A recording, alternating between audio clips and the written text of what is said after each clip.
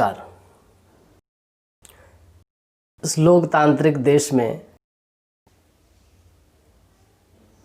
चार स्तंभों के बीच में आम जनमानस के साथ रहने वाला मैं गजेंद्र वाजपेयी आप सबका आज की इस वीडियो में मैं हार्दिक स्वागत करता हूं। आज की वीडियो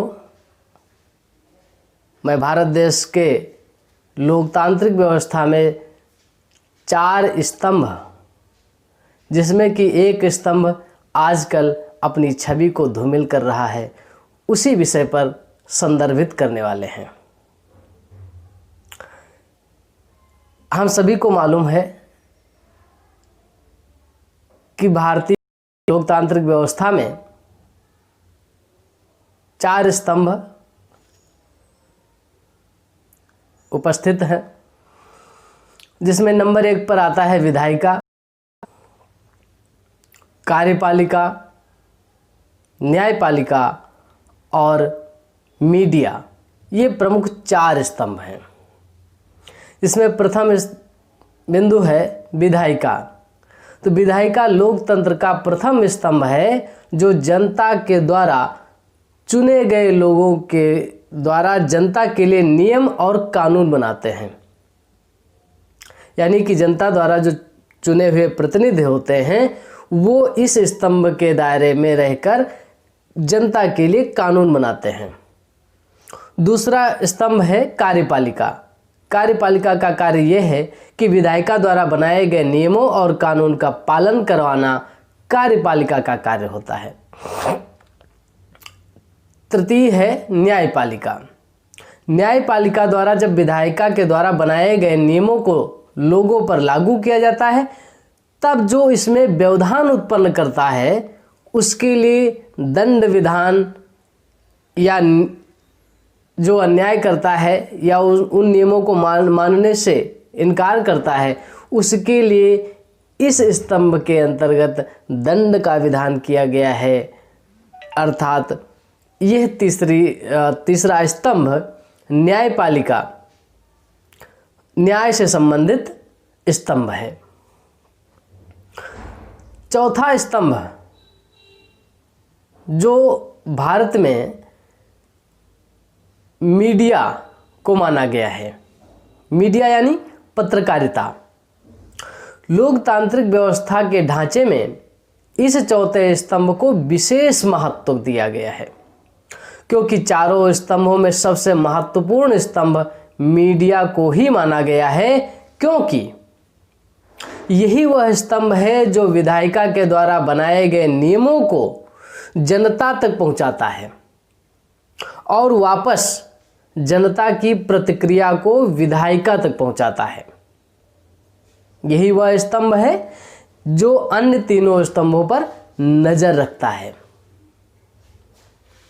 और उन सब के बारे में जनता को बताता है कि ये आपके हित में है, अहित में है, इसमें क्या है, क्या नहीं है, एक्सेट्रा।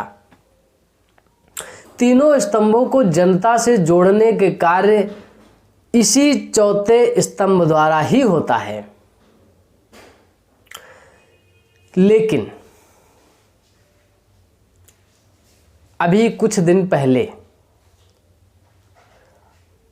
आजकल यही सबसे महत्वपूर्ण स्तंभ अपने स्थान पर दरकता हुआ नजर आ रहा है। स्पष्ट नजर आता है कि इस चौथे स्तंभ की जड़ों में भ्रष्टाचार रूपी दीमक लग गई। स्पष्ट नजर आता है कि इस महत्वपूर्ण स्तंभ में भ्रष्टाचार रूपी दीमक लग चुकी है और जो इसे निरंतर कमजोर कर रही है। यदि यह स्तंभ कमजोर हुआ या टूटा, तो समझो अन्य तीनों स्तंभ महत्वहीन हो जाएंगे। उनका अस्तित्व स्वतः ही खतरे में आ जाएगा और जिससे निश्चित रूप से लोकतांत्रिक व्यवस्था अस्त व्यस्त हो जाएगी। जिसे जनता के लिए अन्य स्तंभों पर नजर रखना था, वो आज आपस में ही एक दूसरे को नीचा दिखाने में लगे हुए हैं।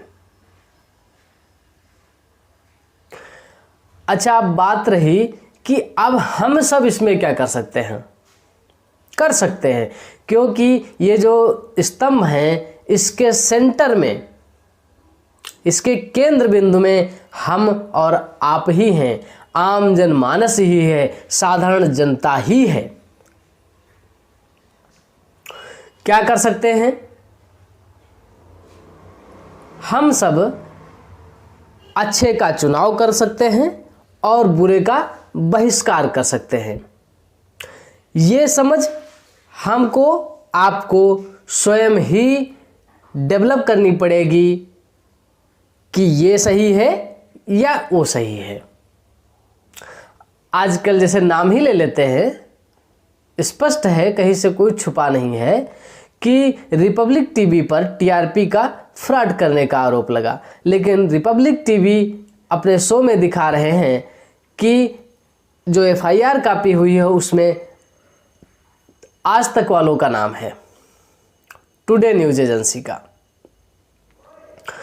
तो हम लोगों को ये समझना होगा, या जो भी इसमें ज़्यादा जानकारी रखते हैं वो सब, हम सब साधारण आम जनमानस को ये बताने का और समझाने का अवश्य प्रयास करें कि इसमें क्या सही है, जिससे कि सही का पक्ष लिया जा सके और जो गलत है, जो गलत कर रहा है, उसे बहिष्कार किया जा सके। हो सकता या स्पष्ट भी हो रहा है कि रिपब्लिक टीवी को साजिशन फंसाया जा रहा है। कौन फंसा रहा है? दूसरे चैनल वाले फंसा रहे हैं।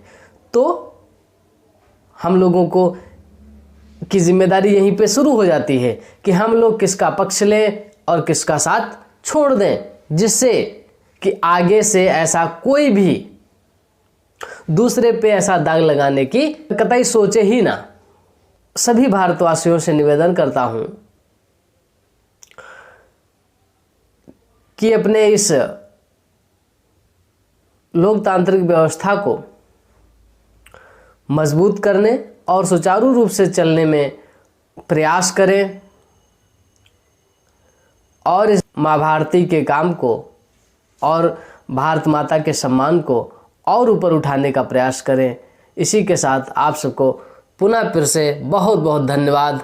विशेष निवेदन, आवाज़ को थोड़ा शेयर ज़रूर करें भाई। धन्यवाद। नमस्कार। जय हिंद, जय भारत।